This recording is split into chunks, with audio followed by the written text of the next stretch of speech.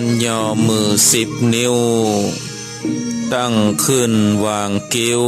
กายเก้าเกษาแตบไตภาติตะทาไรรัตนาผ่านแผ่วพระแก้วเจ้าตั้ง3 ประการโดยความเคารพนอบนบปูจาย่อมือ10 นิ้วไหวสาปาละมีธรรมครูบาอาจารย์พระเทลานุเทระพระเจ้าพระสงฆ์ทุกลูกทุกตนโดยความเคารพ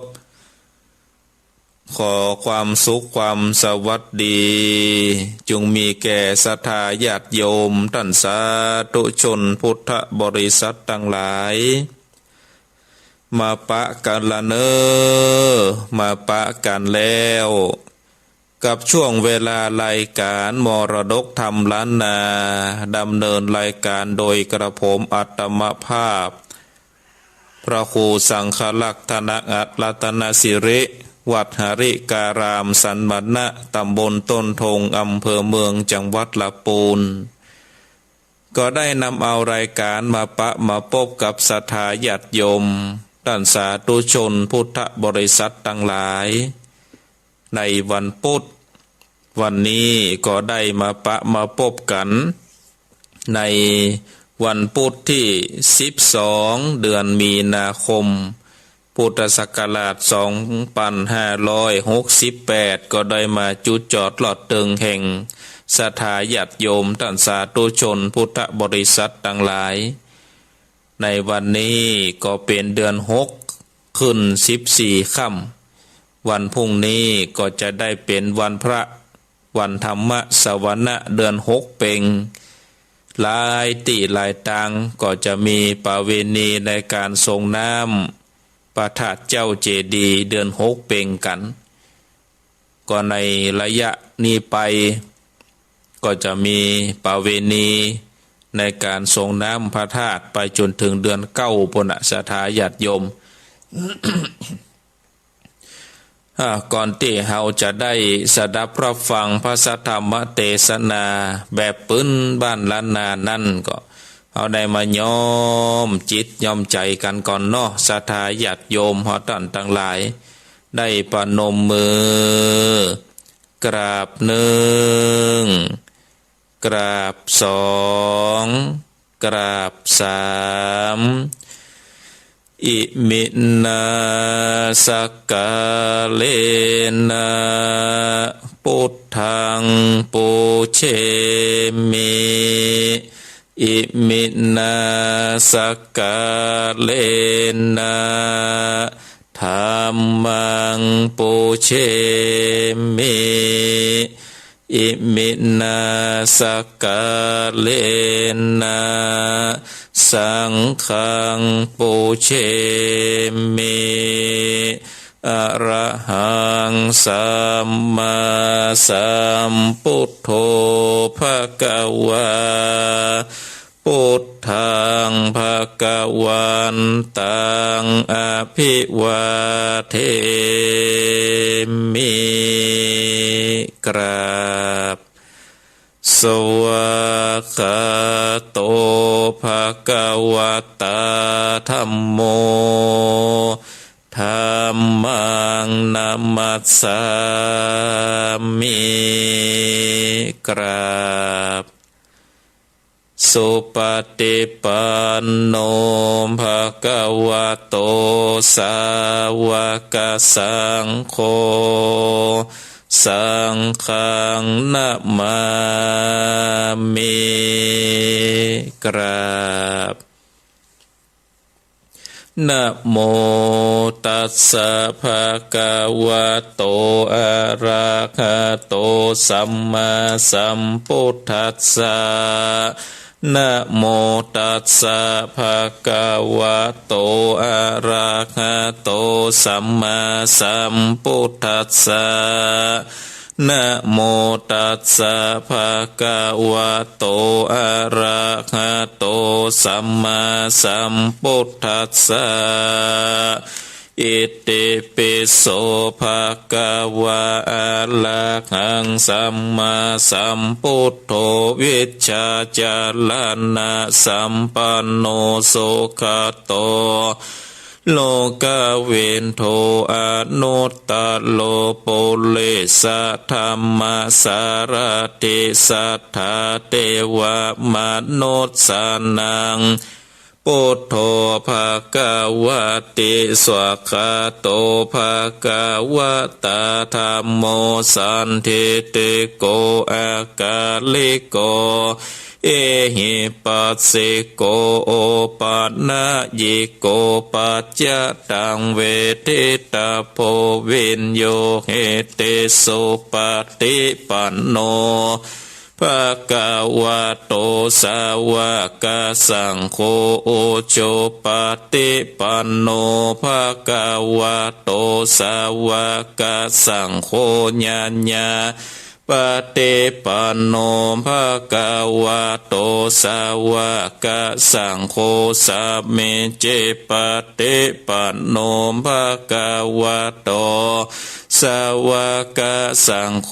ยะเทตังจัตตาเลปุเรสะยุคานิอัตถะปุเรสะปุคันละเอสะ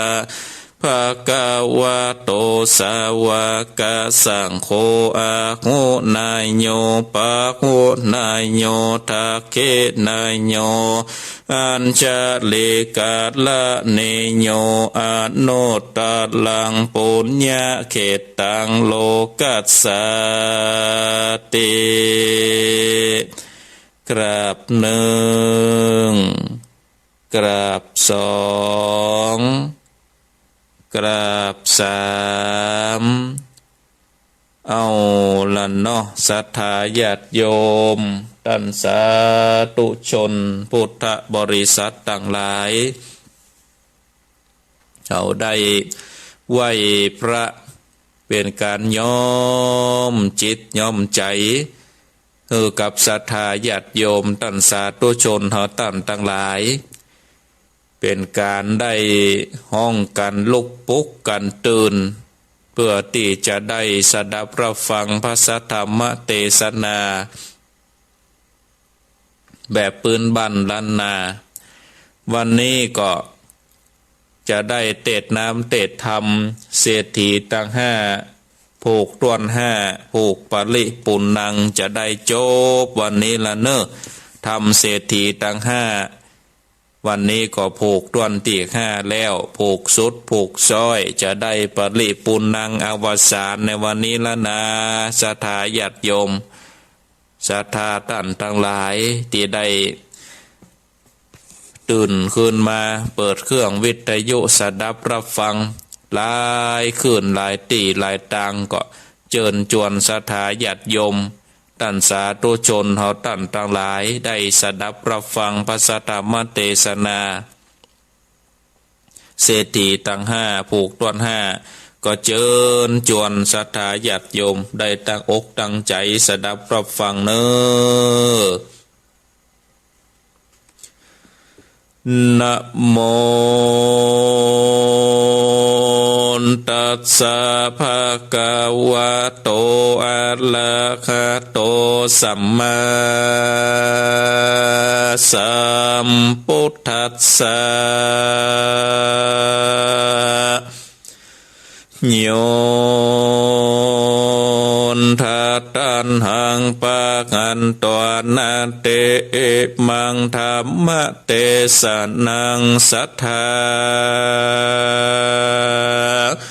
เวโลวันเนเวกาลันโตโชเตกะเทลังอาลาภากะเทเสสัทธาสัพปัญโญภาโพธัจจาเมื่อทอละมันโยสัมลานในเว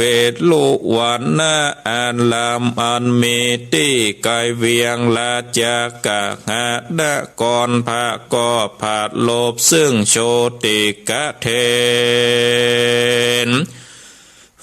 เป็นเหตุพระเจงเตสนายังกาถาอันมีบาทตนว่าโยทะตันหังปะขันตานาเต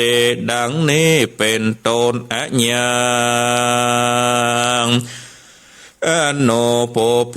การถาอันจะโดยโชติกาวัตถุอานักผาเจ้าผู้มีปัญญาเปิงหูดังนี้เตอฮีโดยมีแต่แลกิจละดังจากหูมานีอาทิเตกัดเลในกาลละอันล่วงไปแล้วเสียงเจลากาศนานนักวันนั้นยังมีกันตุมเปสองคนเป็ดน้องอาศัยอยู่ในแห่งห้องเมืองปาลานาเซก็กาตามยังให้ปลูกก้อยก็มีแลเอการเตวสังยังมีในวันหนึ่งกะตุมปีใจผู้เป็นน้องได้ตัดเอายังโอ้ยสองมาดเอาไว้คือใจพี่อายแข่งตนมัดหนึ่งเอาไว้ซึ่งตนมัดหนึ่งแลอันว่ากาดละเมื่อก่อนกิจจะอันจากอีดหอยนั่นบอกมีเตือแลกันว่าคนต่างหลายจากเอาน้ำอ้อยอาจนั่นเขาก็ตัดยังเก้าและปลายอ้อยก็เอาเล็มอ้อยตั้งไป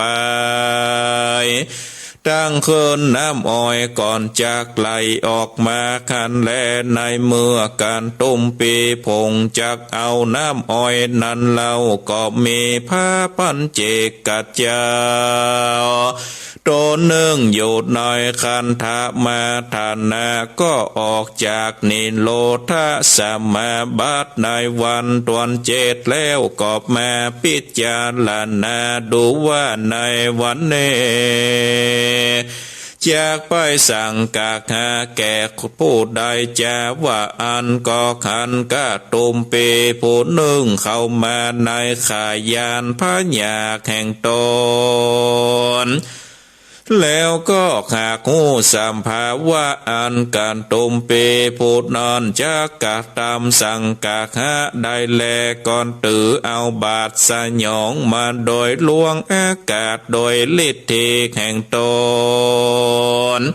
แล้วก็มายั่งยืนอยู่สองหน้ากันตุมปีพูดนั่นคันแลกันว่ากะตุมปีขันพาพันเจกะพุทธเจ้าตนนั้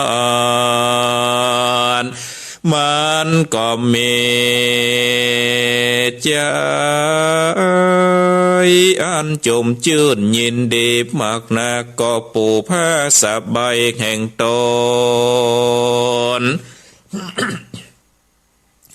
เนื้อแผ่นดินที่สูงแล้วก็กล่าวกำนิมันตันนาว่าพันเตข้าแด่เจ้ากูผู้มีบุญขอได้อยู่ที่นี่ก่อนเตอ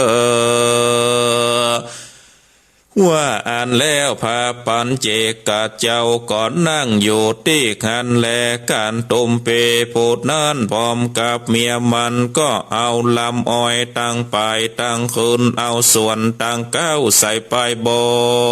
น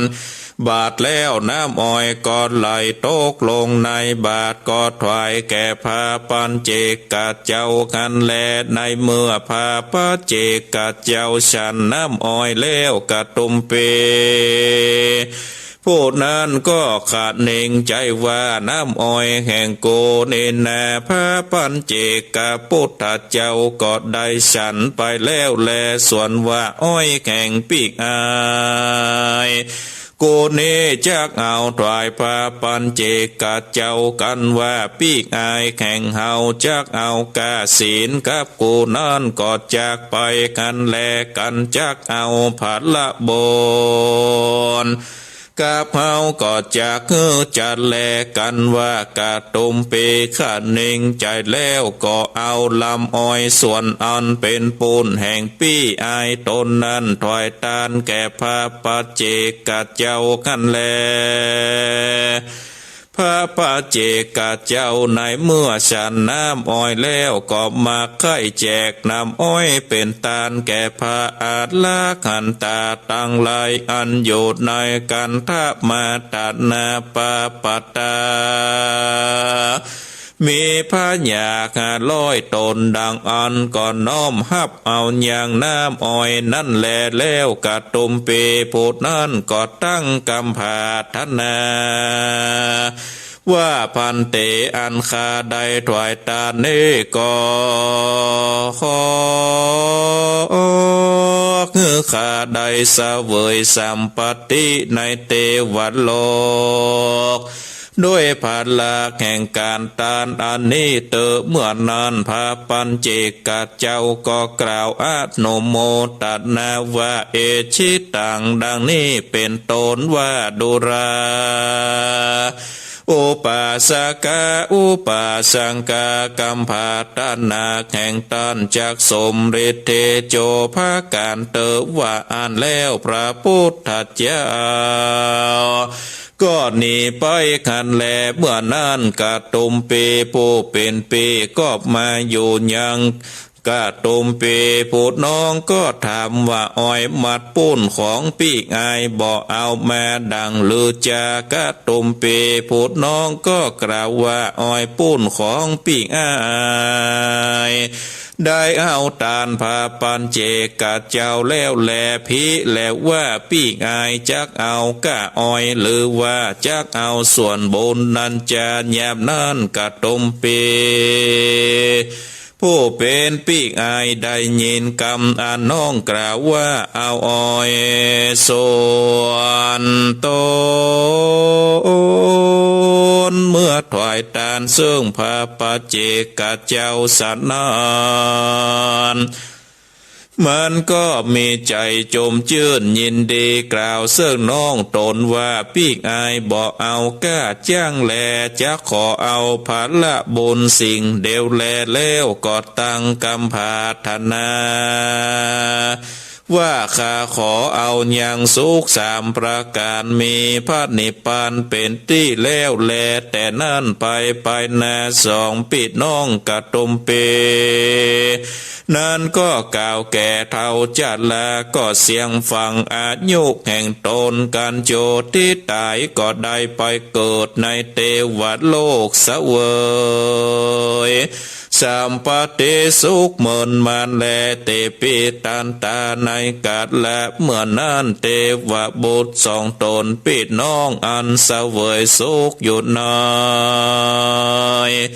แห่งห้องเทวโลกนั้นเทวบุตรผู้เป็นน้องกอบมาปฏิสนธิเอากำเนิดเกิดในมนุษย์สัตว์โลกที่ข้ากุลเศรษฐีผู้หนึ่งในเวียงลาจากาหานากรก็มีแลงอันว่าเมื่อยามตาละกาเด็กน้อยพาสูดออกมาจากตองแม่นั่นอันหอกดาบอาวุธทั้งหลายก็เมลาสามีลูกเป็นเปียวลุ่งเรืองงามมากนักไปตัวเวียงลอดจุล่ำจุไปก็มีแลอัฐะในกาดละนอนมากหาเศรษฐีผู้เป็นพ่อและแม่ตั้งสองกอมเบิกบานใส่ชื่อว่าโชติกะกุมารว่าอันแลก็โดยเหตุว่าเจ้ากุมารเกิดมาในเวียงติดนั้นมีลาสามีสองแจงกันแลเมื่อโชติกะกุมารขึ้นใหญ่มาแล้วมาหาเศรษฐีผู้เป็นพ่อคือคนตั้งหลายสร้างแปลงภาษาคือเป็นที่อยู่โชติกะกุมารกันแลยามเมื่อคนตั้งหลายพงจากเพียวกวาดเพื่อจากแปลงยังภาษาอยู่นั่นเล่ายามนั่นหินปันตุกรรมพัลาศีลาบาทอันเป็นติปปะอาจแห่งพระญาอินตาก็มาสัญญากาดังมากนักแลสะโกเตวะลาจาอันว่าพญาอินตาก็ส่องติปเนตรพอดูโลกเมืองโคน ก็โหแข่งโหนแจงเทจุอันพญาอินตาก็สันเดชลงมาสู่จมปูโลกไตก่อนมาเนลาบิดยังภาษาใหญ่เจ็ดจานบุบุญออกแผ่นเดนมาบอดเต้าแต่นั้นเต้าอินตาก่อนยังเนลามิดคุณคำและตนกาละเพิกบุบุญออกมาแผ่นดินสีแจงภาษานั่นแลเจ้าโชติกะกุมารจากผาธนาเอาเงินคำสัมปติแก้วแหวนแสนสิ่งจ้างมามิ่งวัตถุอาภรณ์เครื่องใจอันใดก็จักได้ดังใจตุกเมื่อแลบอดเต้าแต่นั้นก็มีต้นอ้อยบุบุญออกมาเป็นต้นเงินต้นคำหมากหนักอันนี้ก็โดยโกศลบนเมื่อก่อนปางเมื่อเกิดเป็นกาตุมปีได้เกิดตาน้ำอ้อยแก่พระปัญเจกัจเจ้าวานั่นแลในกาดละพญาเปมพิสารได้ยินข่าวว่าโชติกะกุมารมีภาษาเจ็ดจันดังต่างขุมคำและตนกาดละเพิกอ่านแล้วโดยเกี้ยวเงินคำก่อนตั้งยังโชติกะกุมารคือเป็นมหาเศรษฐีขากพาโกดนามว่าโชติกะมหาเศรษฐีส่วนว่านางผู้เป็นเมียกะตุมปีนอนจัดก่อนได้ถอยตานแก่พระปัจเจกเจ้าก็โดยพัดละบุญอันพาเสดก็ได้เมื่อเกิดในติดทีปอุดรได้ชื่อนามมาก่อนว่านางมาตุลังสากาขันแลอันว่านางมาตุลังสากาผู้นี้มีรูปทะลงโสมนมพันวันนะอันงามมากนักมีกลิ่นเนื้ออันหอมไปไก่ได้เกิงตีปูดอนกันแลในเมื่อโชติกะกุมารได้เป็นมหาเศรษฐีในเมืองลาจางกะหานากรดังอ่านแล้วหมู่นางแก้วเทวดาทั้งหลายก็ได้เอานางมาตุลังสังกาแต่อุดรทรีปมาเป็นเมียแห่งโจติกะเศรษฐีอยู่ในภาษาแก้วเจ็ดจันกับโดยกันคันแลก็โดยภาละอานิสงส์อันปูกัดละตั้งสองได้กัดตำบุญมาโดยกันคันแลอันด้านนางมาตุลังสังกาดนั้นกันจักได้มาสูดยังจมปูรีบนั่นก่อนนำเอาเข้าสาลีอันขาวบวชเลโสดภาพมันว่าแข็งนึ่งและก่อนสาวอันมีชื่อว่าโจติมานะนำมาสามก่อนกันแลอันว่าเข้าสาลีติบนั่นมาทัดละว่าใดก็เลี้ยงคนทั้งหลายได้กินอิ่มพามานว่าได้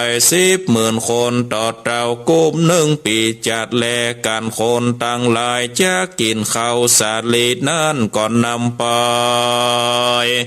ใส่ยังหม้อน้ำอันมีน้ำขันแลก่อนโยกตื่นตั้งไว้เนื้อก่อนเสาแก้วชื่อว่าโชติมานะนั่นแลไฟก็จากลูกเป็นเปลวออกแม้บัดเดียวกันแลกันว่าเขาสาลีอันนั้นสุกแล้วไฟก็จักดับไปกันแลอันว่าโชติกาบมหาเศรษฐีมีใจมักใคร่คือตานแก่คนต่างหลายก็คือคนใจเปล่าข้องคือคนยิ่งใจได้โง่โจพระการแล้วเศรษฐีก็ไขยังปากกุมคำแดงกันแลติดนั่นคนทั้งหลาย ก็ปากันมาเอาคำแดงไปกันแลพ้องก็มีใจกดเลวมีกิเลสตัณหาเกิดขัดหนิงใจว่าจะเอาเงินคำอันเศรษฐีเกิดตัดนั้นไปกระทำการอันเป็นบาปหยาบจ้าอันว่าคุมคำเศรษฐีนั้นก็โอนตัดละทานหายไปกันแลอันว่าคุมคำสัมปติตั้งมวลนั้นก็เกิดมีแก่โจติกาเศรษฐีตินีก็โดยพัดละบนอันได้กระทำมาแต่ก่อนนั้นแลโสราชาอันว่าพญาเป็นปิสันก็มีขอละไทยไข่ขันยังภาษาแก้วแห่งโชติกามักหาเศรษฐีก็เสด็จไปสู่ภาษาแก้วมหาเศรษฐียามนั้นโชติกาเศรษฐีก็ออกมาตอนมาคับพญาเป็นปิสารเข้าไปในคุ้มตนกันแลยามนั้นพญาก็ขานแผ่นดินอันเป็นแนวนั้นก็ใส่ใจว่าเป็นเหวโลกอันเศรษฐีแปลงไว้หลอกตนก็เพื่อว่าจะเกิดตกลงไปจะแลพญาก็บ่อาจจากย้ายบาดตีนไปมาได้แลติดนอนโชติกาเศรษฐีก็ไหว้พญาว่าเตวะคาแดบมาหาลาดเจ้าอันเลื่อมใสมาแมบสองนานี้บ่ใจเป็นห้วยเป็นเหวหากมันเป็นแผ่นแก้วแต่แลกันว่าพญาโหดแล้วก็ขึ้นเอวยังภาษาแห่งโจติกาเศรษฐีกันแลเมื่อนั้นพญาก็ถามโชติกาเศรษฐีว่าดูราเจ้าเศรษฐีอ่านว่าพระลิญญานั้นไปโยเสียไหนนั่นจะโชติกาเศรษฐีก็กล่าวว่าเทวาข้าแด่มหาราชเจ้าบัดนี้นางพระลิญญาแข่งข้าก็อยู่ในของต้องติดนอนผู้ขาจักบอกกล่าวนางคือหูก่อนแล้วว่าอ่านแล้วโชติกาเศรษฐีก็เข้าไปสู่ยังที่อยู่นางอุดรพระลิญญาก็ป้านางแก้วมาไว้พญากันแลงันว่านางอุดรนั้นเล่าก็เอาวีใบตาลมาปาดมาวีคือพญากันแลญาเมื่อนางพงจากปัดวีไปมากินคันท่าพาโปกหัวพญาก็เข้าตานางอุดรยอดซอยนางก็มีน้ำตาไหลย้อยตกบ่ขาดกันแลติดนอนพญาหาน้ำตานางไหลอาบก็ใส่ใจว่านางอุดรเขานี่ห้องไห้ก็กล่าวเสื่องโชติกาเศรษฐีว่าดุราเศรษฐีมาตุกามโมนะมะขึ้นชื่อว่ามาตุกามนิยมมีจิตตาอ่อนไหวนางพระลิญญาเจ้าของไห้นั่นหอยว่านางจะกลัวหาวผู้เป็นพญาเจ้าจักมาเอาเข้าของสัมปตินั่นจะลืมเมื่อนั้นโชติกาเศรษฐีก็กล่าวว่าอาสุนีอ่านว่าน้ำตานางอุดรไหลอาบนานั้นบ่ใจนางห้องให้แลสวนว่านางภริญญา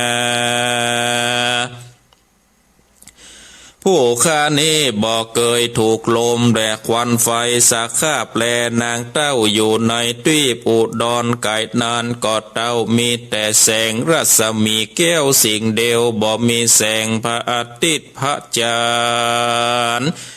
เหตุนั้นการว่าตานางถูกต้องลมและแสงกินการท่าของหอมจริงเม็ดน้ำตาไหลอาบย้อยนาก็เปื้ออันแลกันโชติกามหาเศรษฐี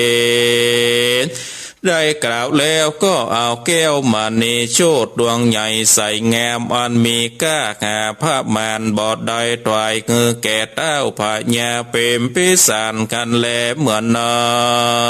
นพ พญาเป็นพิสารได้ครับเอายังแก้ววิเศษแล้วก็กล่าวสรรเสริญว่าเขาของสัมปติแห่งโชติกาเศรษฐินี้มีมากนักจัดแลกันว่าพญากล่าวแล้วก็สะเดชเกินสู่ในที่อยู่ภาษาแห่งตนก็มีแลติดนี้จักจะโดยโอปติอันเกิดแก่โจติกาเศรษฐีก่อนแลอาทิเตชาติก่อนอันว่าอาจารย์สัตถุกุมารพร้อมโดยเทวทัตก็ได้ฆ่าเสียนยังพญาเป็นพิสารตนอันเป็นปอกแห่งตนแล้วก็ตั้งตนเป็นพญาครอบเอาอย่างลาจาสัมปติบ้านเมืองแล้วก็ล่ำเปิงใจว่าบัดนี้กูจักไปเอาภาษาแก้วแห่งโชติกาเศรษฐีกันแลกันว่าพญาอาจารย์สันถูล่ำเปิงสันนิแล้วก็ปาเอาลีปนโยธามักนักไปกันแลวัดนั้นโชติกามหาเศรษฐีก็สมาทานอุโปสันทศีลฟังธรรมอยู่ในสำนักพระพุทธเจ้ากันแลอัฏฐะในกาลนั้นโชติกามหาเศรษฐีก็เล็งหันผาญาเข้าไปโดยเร็วรีบเปิดเร็วปันหญิงมักนักสามีภาละโยธาแวดล้อมเป็นปริวารมักนักโชติกาเศรษฐี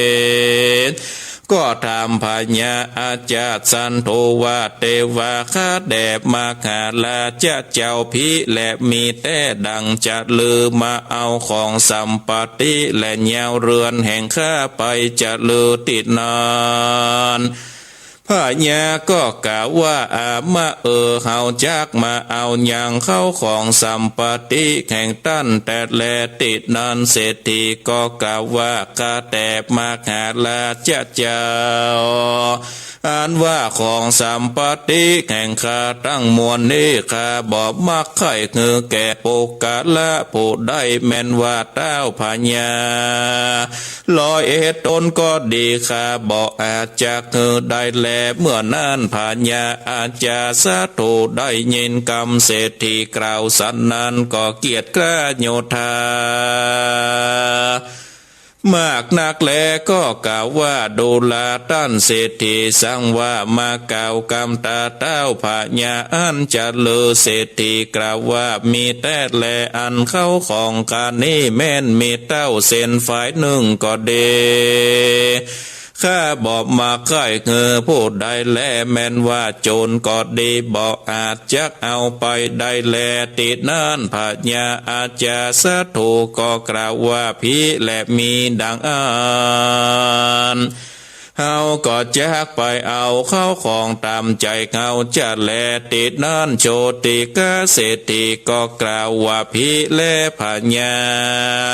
บ่เชื่อฟังคำดังข้าว่าอันดังอันแหวนตำมาลงอันสอดอยู่ในมือเขานี้ท่านจงเอาไปโตติดนั่นพัญญาอาจารย์สาธุนั่นมีกำลังแรงมักนาก็เต้นไปสู่อากาศไปบ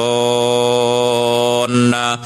ทรงพระมารว่าใดสาวาแล้วก็เข้าไปถอดเอาแหวนเศรษฐีก็บอกหอนจากได้แลเมื่อนั่นโจติกาเศรษฐีก็กล่าวว่าดุรามหาราชเจ้ามาเอาแหวนบอดใดสันใดบัดนี้ข้าก็จากอนุญาตโดยปากโดยใจแข่งขาดแลขอมหาราชเจ้าจงจักถึงผ้าสบายมาเตอเมื่อนั้นพญาก็แผ่กลางผ้าสบายตนขันแลติดนานมากหาเศรษฐีก็เหยียดมือ10 นิ้วไปคือซื้อส่วนว่าแหวนตำมันลงดังสาวลูกอันอยู่ในมือนั้นก็ตกลงใส่ผ้าสบายอันพญาหากปูไว้กันแลเมื่อนั้นพญาเศรษฐีก็กล่าวว่าข้าแด่สมโมติเตว่าเป็นเจ้าอันว่าเข้าของสัมปติตั้งหลายตั้งมวลแห่งข้ากันบ่มักแก่ผู้ใดดังอ่าน ก็บอกอาจจะเอาไปได้ขันแหลมากาเศรษฐีกล่าวสันนี้แล้วก็มีใจสังเวชหากเกิดขีญาอาการแห่งพญามากนักอันกติตันหาหากได้เข้าของกันแลโจติกาเศรษฐีจริงกล่าวซึ่งพญาว่าคาแดสมโมติเตว่าเป็นเจ้าขอบมาหาและเจ้าจุงได้อนุญาตเฮือผู้ขาได้ป้าปัจจาออกบวชแดดเตอติดนั่นพญาอาจาสะถูกอดลำเปิงหอละไทยโตนว่าการมาหาเศรษฐีออกบวชแล้วดังอันเฮาก็จักได้สัมปติภาษาแก้วและนางมาตุลังสักกาโดยง่ายจัดแลการว่าพญามาล่ำปงสันนี้แล้วก็กล่าวกำปูราจะอาจญาอนุญาตแก่เศรษฐีได้บวชงันแลส่วนว่ามาหาเศรษฐีกันว่าพญากล่าวกำอนุญาตแล้วไปลุนก็ออกบวชในสำนักพระพุทธเจ้ากันแลกันว่าบวชปั้มเป่งธรรมปฏิบัติวิปัสสนาก็ได้เถิงอย่างอาลากันตาได้ภาโกฏชื่อว่าโจติกะเทนก็มีวันนั้นแลในเมื่อโจติกะเทนได้ถึงอาลาขันตาแล้วในขัดนาบัดนั้นอันว่าเข้าของสัมปติทั้งมวลมีตนว่าภาษาแก้วเจตภาการและคุมคามอันกาละเพิกอันเกิดมีมากับด้วยโจติกะเศรษฐีก็อันตลาดทานกับให้ไปเสี่ยงตังมวลบ่มีเศษสลอสักอันแลแม้นว่านางมาตุลังสกาอันเป็นพระลิญญาโจติกาเศรษฐีผู้มีรูปงามนั่นเทวดาเจ้าก็นำเอานางเมื่อสู่ยังที่อยู่อุดรตุ้ยเป็นดังเก่าแล้วแลเอกติวัสสังยังมีในวันหนึ่งเจ้าเพคูตั้งหลายก็โจตนาซึ่งโชติกาเถนว่าอาวุโสดูกัดลาโชติกาเถนส่วนว่าตัณหาอะไรฮักอย่างสัมปติเข้าของตั้งมวลมีภาษาแก้วเจตภาการและนางแก้วอุดรตุบยังมีแก่พระเจ้าอันเจริญโจติกาเถนกล่าวว่าดูราภิกขุตั้งหลายส่วนอันว่าความตัณหาอะไรในสัมปติตั้งหลายตั้งมวลนั้นก็บ่มีในตนแห่งข้าและเจ้าภิกขุตั้งหลายก็บอกยังเหตุอันนั้นแก่พญาแก่พระพุทธเจ้าว่าพันเตภาควาข้าแด่พระพุทธเจ้าส่วนอันว่าตัณหาอะไรอันคักยังภาศาสตร์แก้วเจตภาการและนางแก้วอุดรผู้ชื่อว่ามาโตลังสากานั้นก็หาบอดได้แก่โชติกาเถนว่าอันแลส่วนโชติกาเถนก็กล่าวว่าอันบังเกิดนี้ก็ด้วยกตรรมกรรมอันเป็นอาลาขันตาอันมีต้นว่าบ่มีในตนกันแลสัทธาพระสัพพัญโญพระพุทธเจ้าได้กล่าวอนุสนที่ธรรมเทศนาคือแก่อุปาสกะอุปาสิกาทั้งหลายได้สดับรับฟังหลังพ้องก็ได้เถิ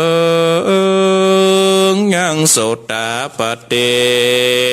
ภาละเป็นตนตาบนสมปานแห่งตนอันได้กาตาที่การมาแต่ก่อนก็มีวันนั้นและนาเนทิตังกิญญาสามวันนานาวิเศษจากงองเหตุเศรษฐีตั้งหาผูกตวนหาผูกโสดผูกโซยก็มาบนหลับมนก็บังกมสมเลสเดเอาละศรัทธาญาติโยม ท่านสาธุชนพุทธบริษัทต่างหลายการได้เทศนาทำเศรษฐีต่างห้าผูกสุดผูกซอยผูกต้วนห้าเกาะปะลิปุนังจบลงไปเป็นที่เรียบร้อยก็ศรัทธาญาติโยมได้สดับรับฟังแล้วนี่ก็ได้ตั้งจิตตั้งใจปรารถนาเอาว่าบุญกุศลที่เขาได้กระทำมาในจัดนี้บอกว่าจะเป็นได้ใส่บาตรก็ดีได้ทำบุญทำทานได้ฟังพระธรรมเทศนาได้ฟังรายการมรดกธรรมล้านนาก็ดีตลอดถึงได้ฟังรายการครูบาอาจารย์พระเถรานุเถระต่างหลายได้มามาจาได้มาเทศนานี้นี่ศรัทธาญาติโยมก็เฮือได้เป็นบุญเป็นกุศลเนาะเฮือได้เป็นเจ้าฟ้ามหากษัตริย์เฮือได้เป็นเศรษฐีมหาเศรษฐีมีเงินมีคำเนาะก็อยู่ที่ศรัทธาญาติโยมเฮาตั้นทั้งหลายได้ตั้งกรรมปรารถนาเอาอย่างน้อยก็เฮือได้เกิดมาเป็นมนุษย์มาปะพระพุทธศาสนาเกิดในห่มเงาแห่งพระสัมมาสัมพุทธเจ้าไปจนได้ลับตาลาโลกได้บรรลุถึงอรหันตาได้เข้าสู่พระนิพพานอันเป็นที่เสี่ยงที่สุดแห่งสังสารวัฏในวัฏสงสารเป็นกรรมปรารถนาสูงสุดเฮาเป็นเจ้าพุทธเพราะฉะนั้นศรัทธาญาติโยมเฮาท่านทั้งหลายก็ตั้งกรรมปรารถนาเอามันบ่หมดทุกในจัดนี้ก็ขอให้หมดทุกในจัดหน้าแล้วก็หมดทุกในจัดต่อไปมันกระทำปั่มเป่งการหือตานการรักษาศีลการเจริญเมตตาภาวนาไปศรัทธาญาติโยมแล้วก็จะได้ประสบความสำเร็จในชีวิตในตนในตัวของเฮาอันนี้ศรัทธาญาติโยมท่านสาธุชนเฮาท่านทั้งหลายได้สดับรับฟังก็จะไปฟังบาดายก็ได้นำเอาคติในอกในใจเนาะได้ไปประพฤติใจในชีวิตประจำวันบัดเดี๋ยวนี้ก็เร็วพอเวลาก็ตี4:44 นาที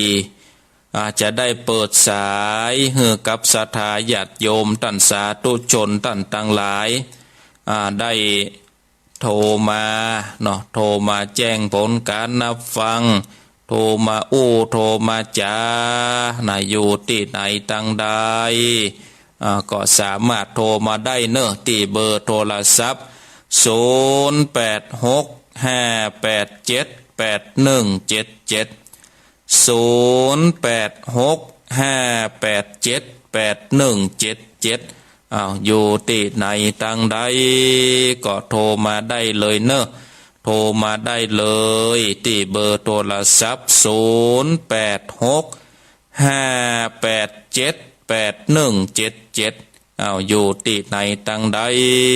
ก็โทรมาแจ้งผลการนับฟังโทรมาโทรมาจาได้เนอะศรัทธาญาติโยมจะอยู่ที่ไหนตั้งใดก็หับสายจะเลินปอนเจ้ากราบไหว้สาเจ้าท่านพระครูแม่สุเกี้ยวศิลปรสีเตี้ยมโนงละปุนเด้อได้ฟังธรรมตี4มาได้ไหว้พระกับท่านพระครูแต่เจ้ามาแล้วเด้อเจ้าได้ฟังธรรมเทศถีทั้ง5จบบริบูรณ์แล้วเนาะเจ้าจบวันนี้แล้วเจ้ากราบไหว้สาเด้อท่านพระครูทางบ้านสีเตี้ยศิลปรนี่แน่เพิ่นฟังกันนะคะทุกหลังคาเรือนเด้อเจ้าสาธุเจ้ากราบไหว้สาเด้อบุญหักษาเจ้าเด้อหับสายต่อไปเจริญปอนเจ้าท่านพระครูแม่เพ็ญจ้าชัดเจนที่ภาษาท่านพระครูเด้อสาธุโมทนาเจ้าหับสายต่อไปเจริญปอนไว้สาข้าวพระครูจังหวังเลยครับก็นั้นประเสริฐ ผังโน้เทศกับมันดียกบริบูรณ์นะนอนมันก็แล้วของดังของสัตว์ที่ชัดเจนดีนะครับนี่ สาธุ ผังที่กันที่เขาไม่รู้ครับ บุญรักษาเหมือนกัน ขอพระคุณดีๆมีชุกกับไว้ครับเนอของสุขภาพดีๆนะครับ สาธุบุญรักษาเนื้อปนานเนอ เอาไว้สาครับสาธุครับขอบพระคุณครับ ครับสายต่อไปเจริญปอน จะไปสัตว์เจ้าท่านพระครู แม่สีทอน เจ้าประเดี๋ยวนี้อยู่มาใช้ประการนะเจ้า เอาไปใช้ประกันกะ เจ้ามาธุระแล้วยังมาเสียไทยติ๊กวันพุกล่ะ เอาชัดเจนนี่เนาะตาใช้ประกันเนาะ เจ้าชัดเจนดีเจ้า สาธุโมทนา เจ้าไหว้สัตว์เจ้า 0865878177 เจริญปอน ไหว้สัตว์เจ้าแม่ทั้งยูเนอร์ จากที่ไหน จังหวัดน่านเจ้า เอาจากเมืองน่าน เจ้าแม่สมฤทธิ์เจ้า แม่สมฤทธิ์เมืองน่าน เจ้า ชัดเจนดีเนาะแม่เนาะ เจ้าชัดเจนดี ฟังแต่เจ้าละเนาะ ทั้งกับเจ้ามาละ สาธุโมทนา เจ้าไหว้สัตว์เจ้า บุญรักษา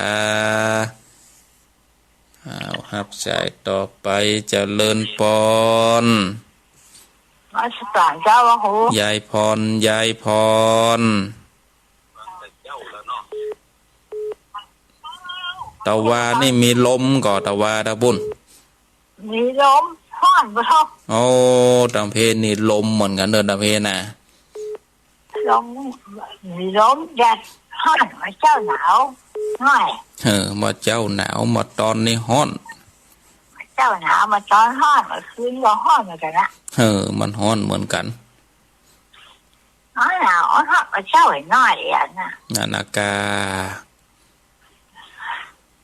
ก็ตั้งคนคนมาโจ๊กก็ เอาตะวาเนี่ยมันมีหน่อยบ่ป้อหลาย ลำพังฝนลมเนี่ย เอาอันกะ มันยืนยันเนี่ยเขาไปหาทางมาหาเดินดูลงน่ะหรอ ตังเพนี่ก็มีลมห่อแห้งเหมือนกันตะวาเนี่ยนะแต่มันบ่มึนตะใดเลยบาดเสียหายตะใด บ้านนี้บอกลมเฉยๆบ้านต้งอ่ะเจ้า สาธุโมทนาเนอ เจ้ามาจากเจ้า บุญรักษา เฮ้ยกระจกเลยเนี่ย เทกระจบวันนี้แล้ว ครับสายต่อไปเจริญปอน เป็นตะกอนครับ ครับผม มัสการครับ ครับหลวงพ่อชัดเจนดีหลวงพ่อเนาะ ครับชัดเจนครับแล้วก็เย็นนะหายเย็นแล้วเนาะคนชั่วแล้วเนาะ ครับผม ไม่ค่อยจะออกเลยอาจารย์นี่เพิ่งไปไหนมา อ๋อมีธุระบ้างมาครั้งก็สถานียังไม่รับสัญญาณก็เลยไม่ได้ออก อ๋อแล้วนั้นเห็นหายไปนานแล้วเนี่ย ประมาณสักสองพุทธ ชัดเจนอาจารย์นะครับ ผมครับนมัสการครับครับสายต่อไปเจริญปอน เรามีราชการเข้าการเจ้า จากที่ไหน ไปดูจากลำปางเข้า ลำปางชัดเจนดีเนาะ ชัดเจนดีเข้า สาธุโมทนา ตัวเจ้า บุญรักษาเนอ ตอน อันยังก็แม่ จบบริบูรณ์แล้ว จบบริบูรณ์แล้วรอฟังเรื่องต่อไป ที่ฟังก่อน4 โมง4 โมงเช้า3 นาที 4 โมงปลายพอดีโอ้ เด็ดได้จัดไก่แล้วกะ23ปลายนี่สาธุโมทนาเนอ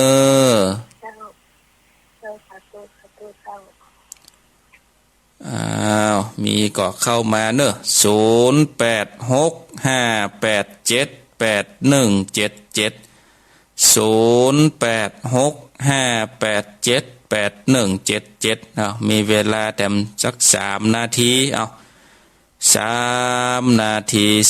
นาทีอยู่ที่ไหนตั้งใดก็สามารถแจ้งได้เนอะว่าอยู่ที่ไหนตั้งใดฟังจากสถานีใด